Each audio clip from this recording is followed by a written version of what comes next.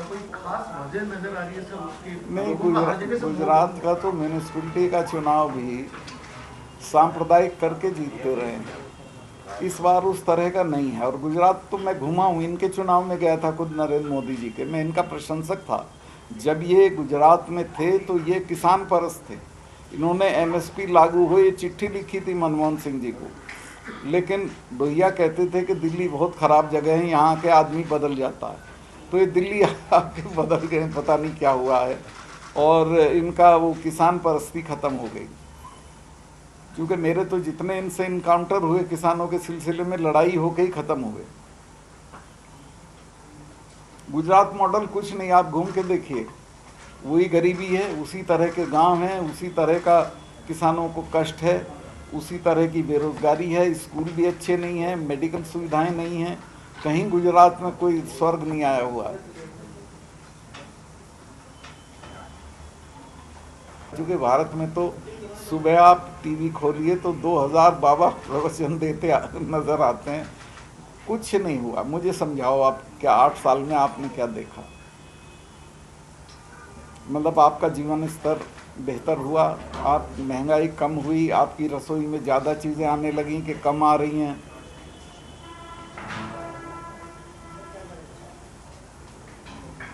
ये विश्व गुरु का एक अजीब नारा है, भाई काहे के गुरु बनोगे? क्या तुम सुई बनाते नहीं हो? मैक्सिमम चीज़ें इंपोर्ट करते हो आज भी।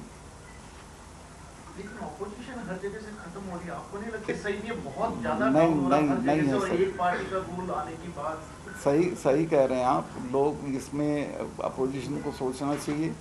दूसरे में लेकिन लोगों की एक तारीफ़ करूंगा, मैं तो बहुत राजनीति में 1967 से हूँ, 74 में मैं एमएलए हो गया था।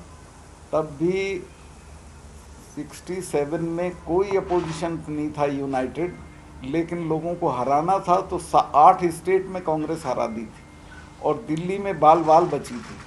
फिर इंदिरा जी वो गरीबी हटाओ करके वापस लाई, वरना बिना अपोजिशन के हटा दी थी।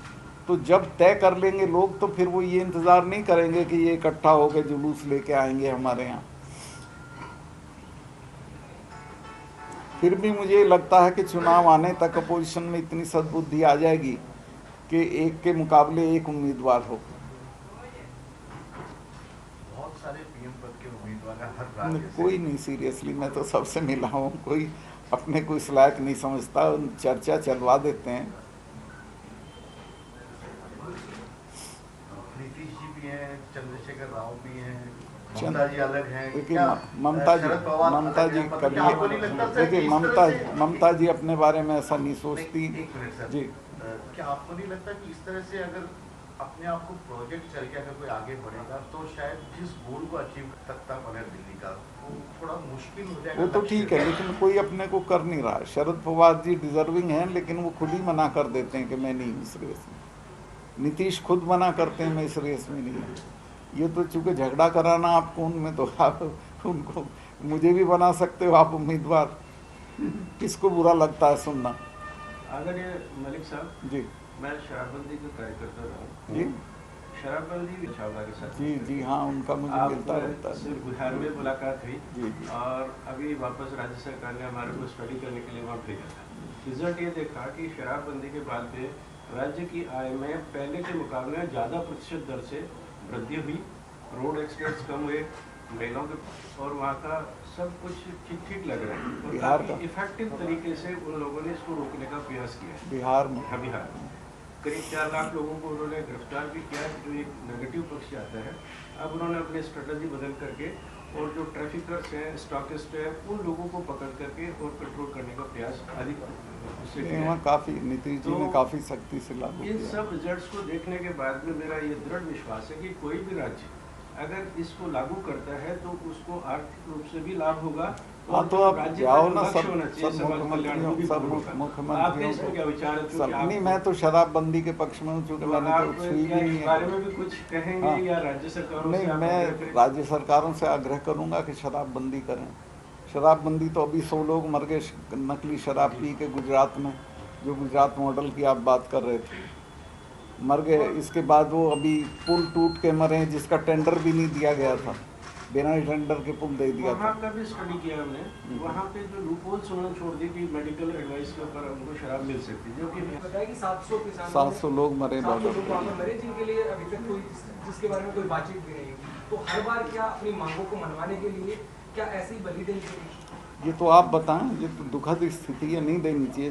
प्रधानमंत्री कोई वादा करते हैं और माफ़ी मांग के कानूनों को वापस लेते हैं और फिर ये कहते हैं कि हम एमएसपी लागू करेंगे, और उसमें एक कमेटी ऐसे आदमी की अध्यक्षता में बना देते हैं जो ये कानून जिसने ड्राफ्ट किए थे, तो किसान उसका बायकॉट कर रहे हैं। उस कमेटी से तो कुछ होगा नहीं है, जो चाहेंगे रिपोर्ट करा लेंगे। एमएसपी में रिपोर्ट की ज़रूरत ही नहीं है, मोटी मोटी बात है।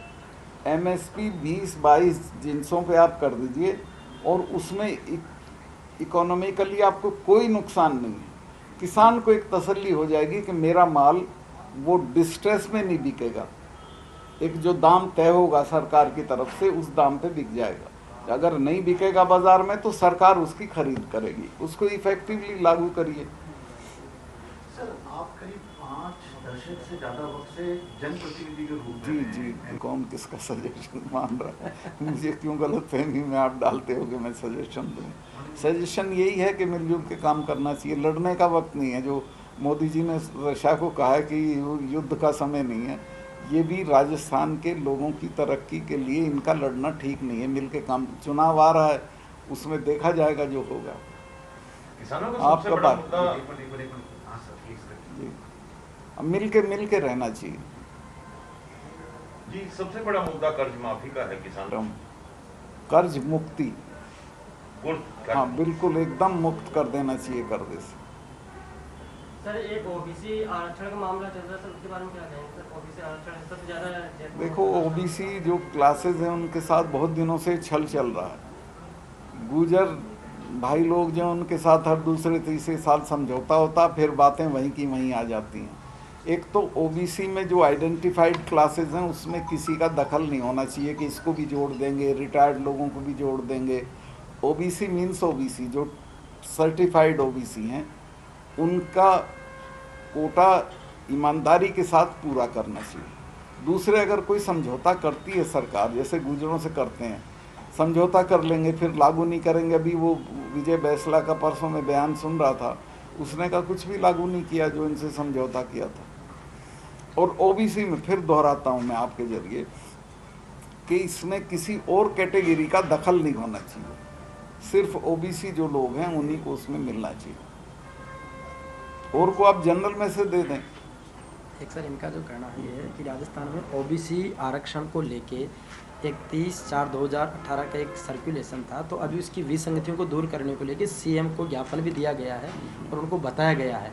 तो ओबीसी विसंगति ये है कि 21% आरक्षण ओबीसी में अभी मिल रहा है, उसमें से 12% आरक्षण केवल पूर्व सैनिकों के लिए निर्धारित कर दिया गया है। बाकी 11% का वो तो करना ही नहीं चाहिए। पूर्व सैनिकों को सबके लिए यही मांग हो रही है कि आप उनका 2% उनका अलग पैसे अलग दीजिए। अलग होना, वही तो मैंने कहा कि उसमें किसी का दखल या हिस्सेदारी नहीं होनी चाहिए।